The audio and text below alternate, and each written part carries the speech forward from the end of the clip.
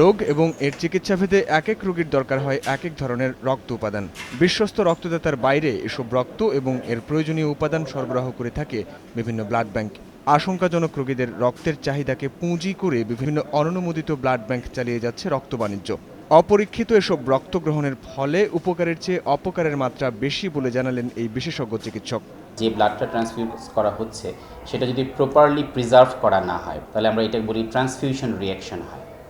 রোগীর হঠাৎ করেই টেম্পারেচার বেড়ে যায়, রোগীর হার্ট রেট বেড়ে যায়, রোগীর রেসপিরেটরি ডিস্ট্রেস হয় এবং এই অ্যাকিউট ট্রান্সফিউশন রিঅ্যাকশন যদি সিভিয়ার হয় পেশেন্ট এক্সপায়ার পর্যন্ত করতে পারে। দ্বিতীয় সমস্যা হচ্ছে ব্লাডগুলো যদি আনস্ক্রিন থাকে বা প্রপারলি স্ক্রিন করা না হয় তাহলে একটা বড় সম্ভাবনা থাকে যে এই 4টা রোগের যে কোনো একটা যিনি ব্লাডটা রিসিভ করছেন রিসিভার তার শরীরে যেতে পারে। চিকিৎসক আরও জানান, রোগীর জীবন এবং সুস্থতার কথা বিবেচনায় রেখে এসব ব্লাড ব্যাংকের বিরুদ্ধে খুব দ্রুত কঠোর ব্যবস্থা নেওয়া উচিত। ব্লাড ব্যাংকগুলো আসলে রক্ত সংগ্রহ করছে কাদের কাছ থেকে, তাদের পুল অফ ডোনার্স কারা।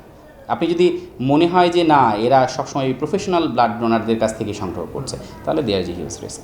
এইটা যে কোনোভাবেই বন্ধ করতে হবে। স্বাস্থ্য অধিদপ্তরেরই কর্মকর্তার দাবি, তাদের নজরদারি অব্যাহত আছে, তবে বরাবরের মতো বাদ সাধে জনবল সংকট।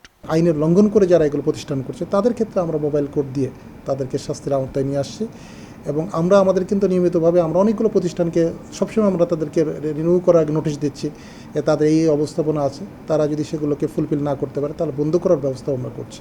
নিরাপদ রক্ত সঞ্চালন এবং সংরক্ষণে যথাযথ আইন থাকলেও তা মানছে না এসব প্রতিষ্ঠান। তাই সারা দেশের কয়েকশো অনুমোদিত ব্লাড ব্যাংক থেকে গোপনে সরবরাহকৃত হাজারো রক্তের ব্যাগ রোগীদের হাতে যেন খুব সহজে পৌঁছাতে না পারে সে বিষয়ে সজাগ দৃষ্টি রাখতে রোগী এবং তার স্বজনদের প্রতি আহ্বান জানিয়েছেন চিকিৎসক এবং স্বাস্থ্য অধিদপ্তরের কর্মকর্তারা।